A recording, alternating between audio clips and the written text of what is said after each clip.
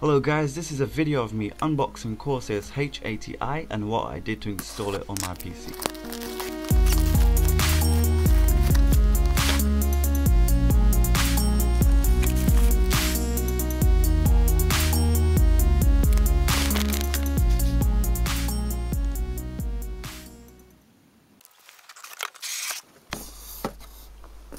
Stop, do not return product to the store, warranty card, a little booklet advertising other Corsair products, and finally the manual or a quick start guide.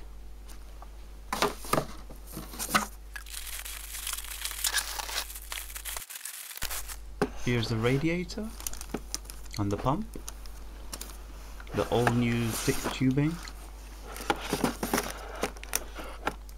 I would say the pump has a really nice glossy surface. It's alive.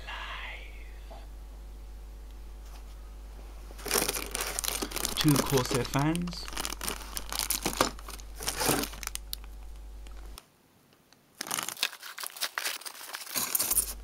CPU mounts in this bag. The cable used for Corsair Link. And screws. So I've laid out everything so you can see better.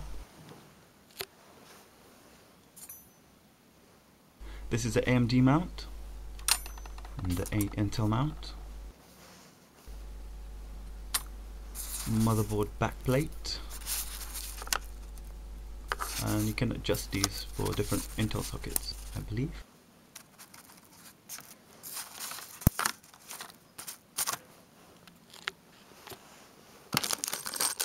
All the screws.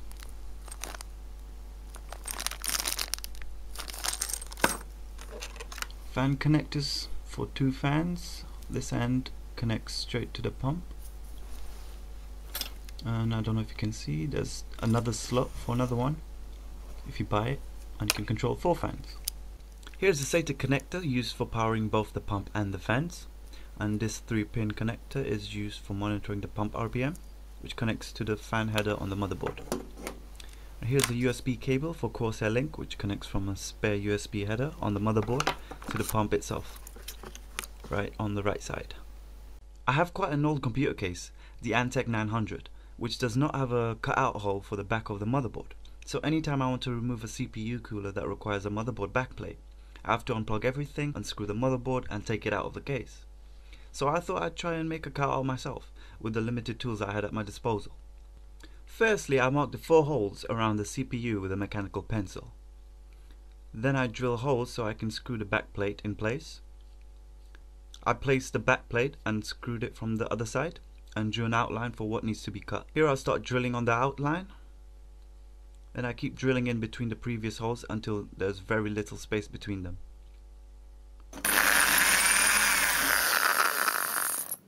Then I use cutting pliers to cut the remaining metal, and it comes right off.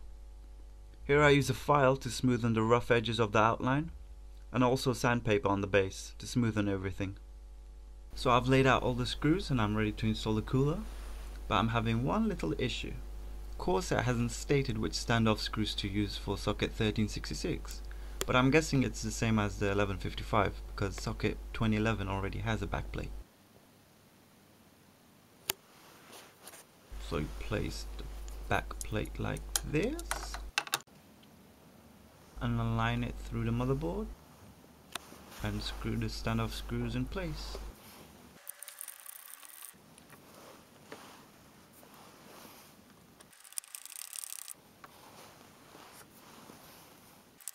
That sounds so awesome.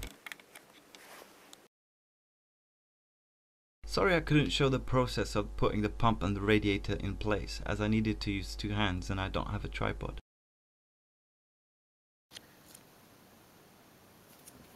So I've had Prime 95 running for a bit. Let's stop that and see exactly how long it's been running for.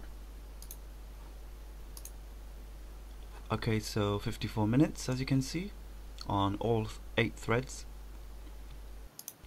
The CPU has been undervolted to 1.1 volts and is running at 3.3 GHz with turbo technology on. Highest temperature recorded was 66 degrees Celsius Bear in mind that I have all my case fans running on the quietest settings, and the room temperature is about 20.4 degrees.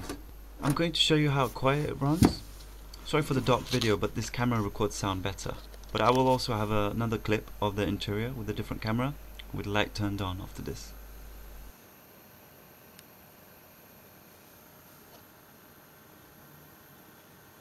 The rattle noise you can hear is not the pump but the black fan on the radiator, which I'm thinking of replacing with a Noctua NF P12, as it's optimized for static pressure.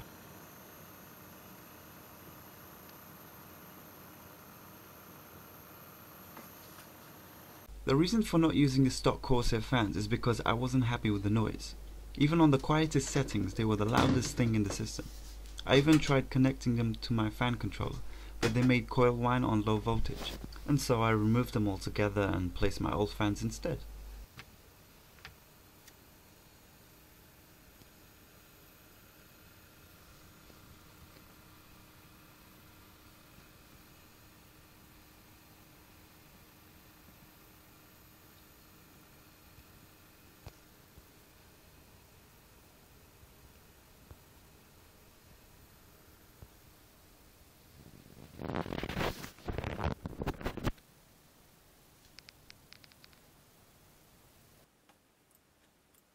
I'm just going to show you Corsair's Link software for a bit.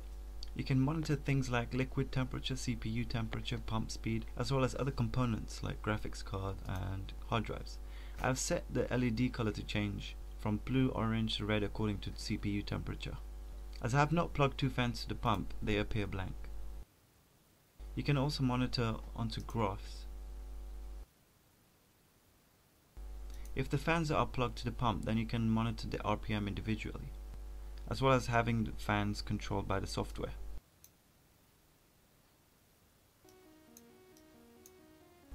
And as you can see from this, I've added my own background picture. Everybody, I thank you for watching through the 7 minutes of my babbling. If you've got questions regarding this video, then let me know in the comments below.